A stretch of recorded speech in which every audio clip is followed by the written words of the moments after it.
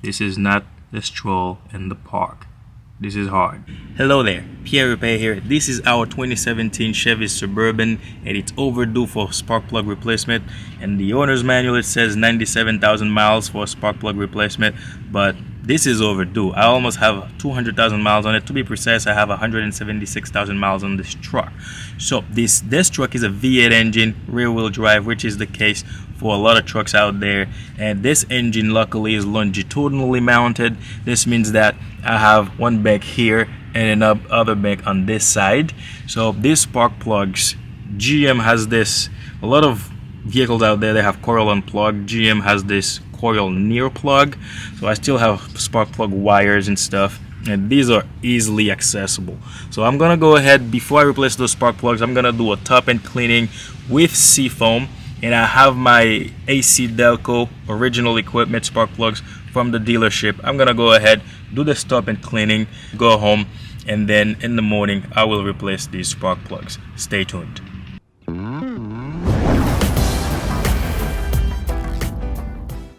I am back under the hood. I'm going to start on the left side of the vehicle, or the driver's side, then I'm going to move on to the right side or the passenger side. This is my spark plug tool. This is a 5/8 socket. That's what I'm going to use with this extension. One of the most important parts of replacing your spark plugs is to gap them right. So the gap, you gap the center electrode and the side electrode right here, and the space between them is the gap. This is where the spark will jump, and you need a gap tool to be able to appropriately gap these spark plugs. So the specification for the gap, you can either find it in your owner's manual or under the hood. So you need to look for the gap specification. My specification is between 0.037 and 0.043 inches. I'm gonna give it 0.038. So it's gonna still be within specifications. You need to gap your spark plugs the right way. So I'm gonna gap these spark plugs and start on the left side of the car and go from there. So here we can get started. I got these spark plug boots. I need to pull those boots one by one. I want to do the job one by one. Engine is cold. It's recommended to do this while the engine is cold, because this car has aluminum cylinder heads. So when the engine is hot, the threads or the metal gets softer, and that can damage the spark plug threads. You don't want to be that guy, trust me. So let's pull the boot. This can be a little hard. Yep. This is fighting me. Alright, this is out. So this is the spark plug boot. It's got metal on it. The boot is inside the metal. Then the spark plug is in there. Let's loosen this one. This one's loose. So this is this spark plug. I guess the top end cleaning did something. I wanted to inspect this spark plug a little closer. Up here, you can tell that it's brown. You can tell it does a decent job burning the air fuel ratio, but you can tell these spark plugs this spark plug has seen better days. But I got some oil in those threads. The oil is not on here, which is a good sign. But I got oil on the threads. I hope this engine is not burning oil. But again, I would see more on here, but it does a decent job burning the fuel. So I'm gonna remove the other spark plugs and compare them, but this one so far is fine except for the oil that I see on the threads right here. This is the new plug. I already gap it. I'm gonna place it inside the socket. Good thing is that this socket has a swivel, this helps a lot. And install it into the spark plug hole. You need to do this by hand first. So you can, if you have your specification for this, the torque spec, you can get your torque wrench and then tighten it to spec. But over here, I can just snug them with this. Snug them good, don't have to go crazy on it.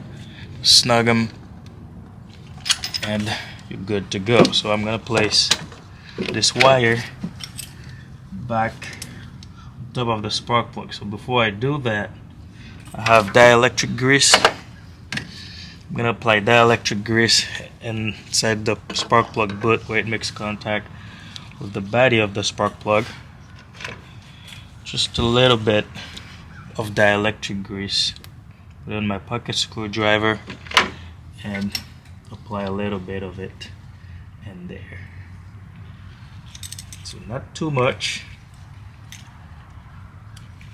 just enough to facilitate contact between the spark plug and the spark plug butt, and that will be easier for removal later. Okay, insert it back, make sure it sits, and then move on to the next plug. I guess right now we're ready for number 2. Let's get started. Spark plug butts, they are the hardest to pull.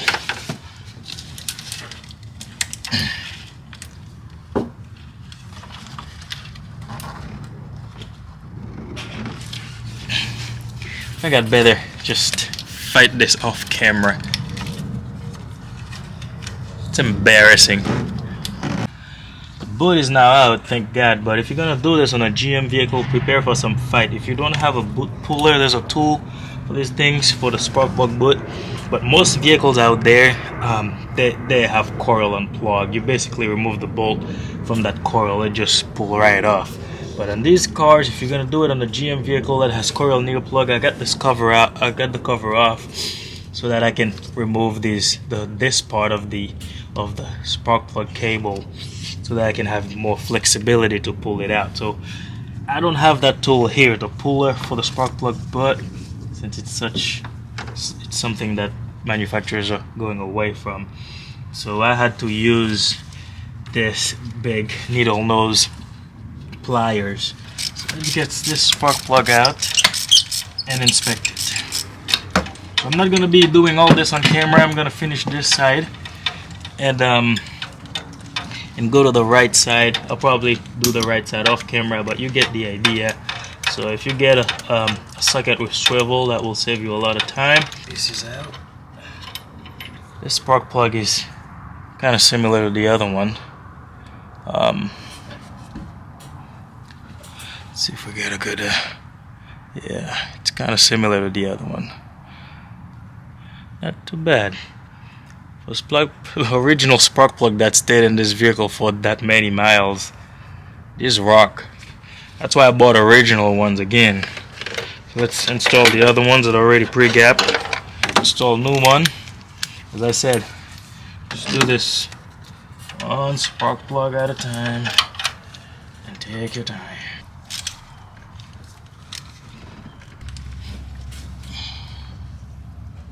I'm on my 3rd one right now. It's really tight. So I need another extension. I've got another extension because I don't want to break a finger here.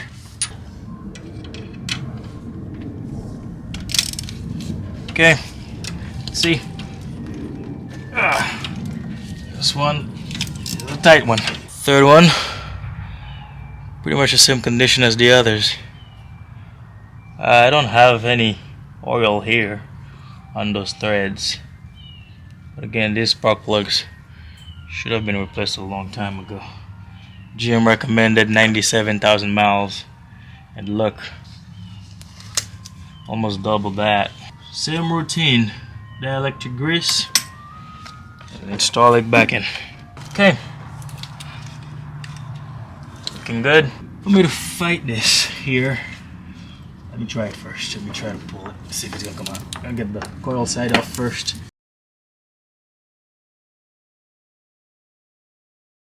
I'm gonna fight this off camera. I don't think I can say this is the easiest work I've done on a vehicle.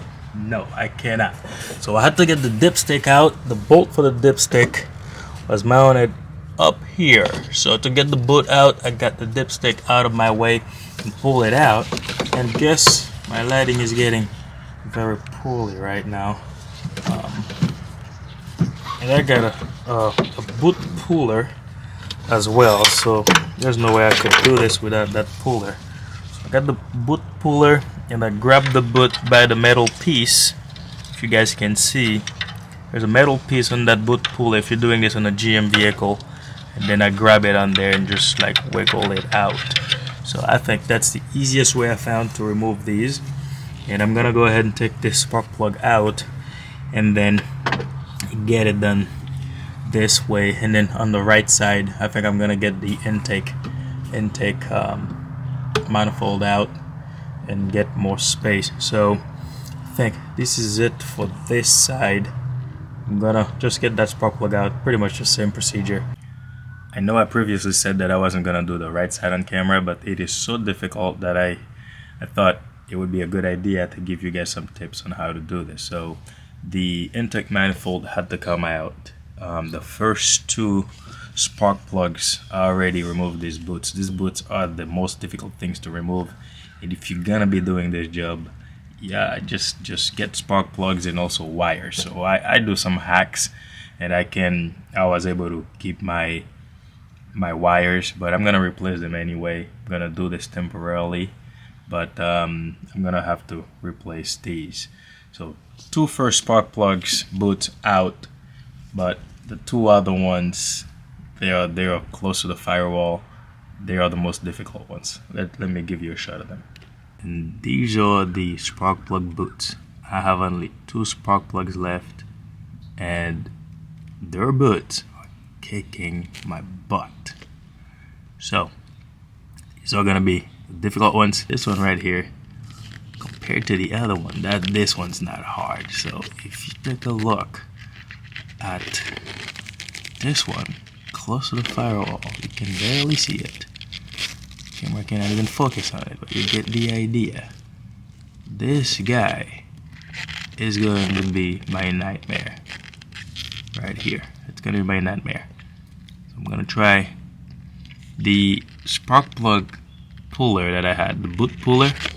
It's ineffective on this side, very ineffective. I have to use my big pliers. I'm going to use my big pliers, see if I can give you a good shot and show you what I do here. Ladies and gentlemen, this is not a stroll in the park. So to get this boot out, I had to grab it with my big needle nose pliers. And big screwdrivers at this point did me no good. I had to use my pry bar, small pry bar, angled. So I took advantage of the angle to just anchor it against the engine. So that's how I was able to get this thing out. And this is not even it. The last one is going to be worse. So this is not a stroll in the park. If you don't think you can do this job, don't attempt to do it by yourself. And try to get spark plug wires too while you buy the spark plugs. The very last spark plug is very close to the firewall, and I had to remove the exhaust manifold heat shield. And guess what I found? I found an exhaust leak. Look at that. Let's focus on that a little bit. Yep, that's what I found. An exhaust manifold leak right here. I hope the bolts are loose. I hope so. If not, maybe the gasket. I don't know, so we'll see. It's a good thing, you know, have an eye for everything. Just while you're doing the job, just do a good inspection in the whole vehicle. But yeah, this right here, same technique that I showed before on how to remove the boot. It's gonna be hard, but yeah, fight this thing. But this is it. Those are the tips I wanted to share with you. If you're confident enough to do this, do it. If not, just seek a professional. This is not a stroll in the park. This is hard. On that note, Pierre out. I hope this video helped you today. Bye bye.